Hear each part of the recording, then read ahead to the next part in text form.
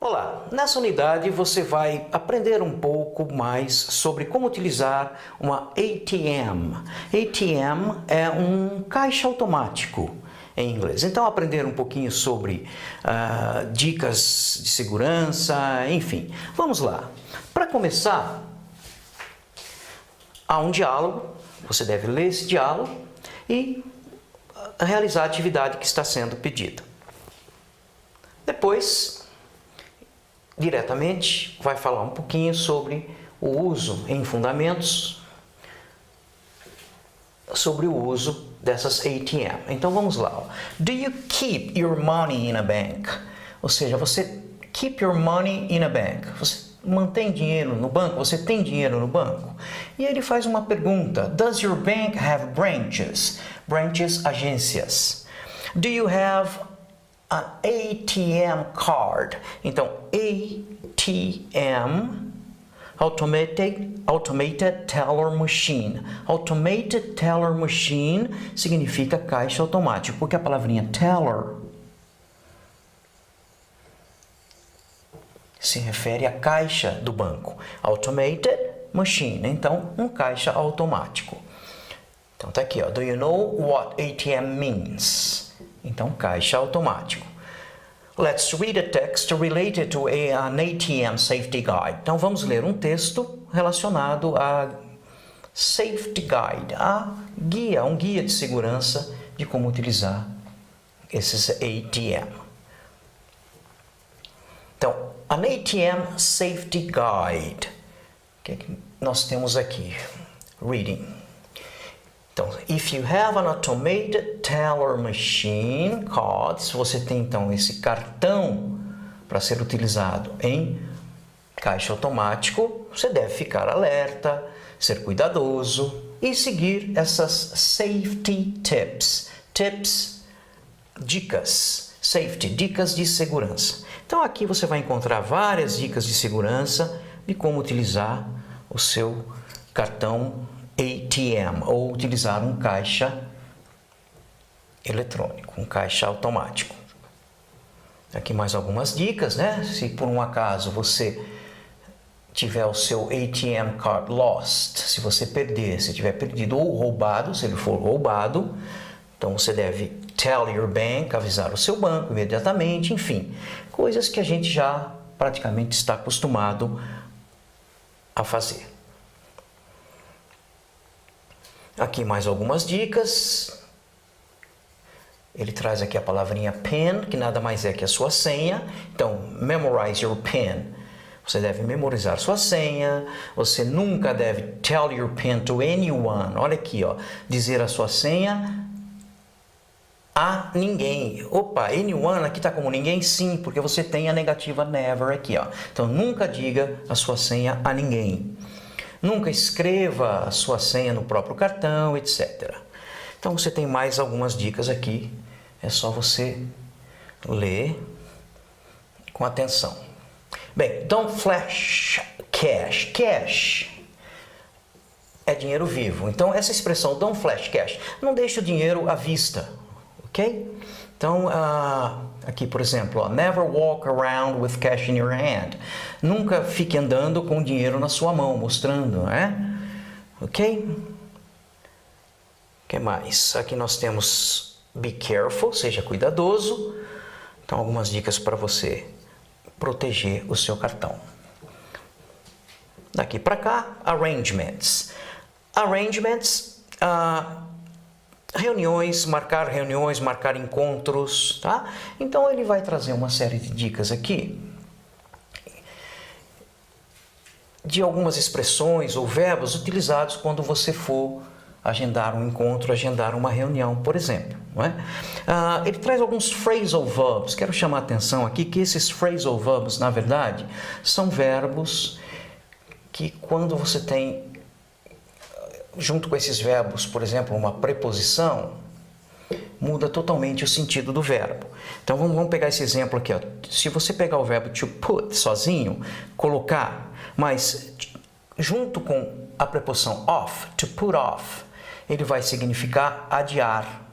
Por exemplo, to call, que é chamar, ligar. To call off significa cancelar. E assim por diante. Então dá uma lidinha nessa tabela aqui de verbos que a gente chama de phrasal verbs ou verbos preposicionados, enfim.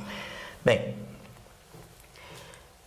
há também uma expressão usada para fazer sugestões. Então, a gente utiliza o shall, não é?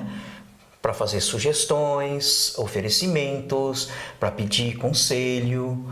Então, aqui, por exemplo, ó, shall I open the window? Shall we start the meeting? Então, quando eu digo shall I open the window, devo abrir a janela?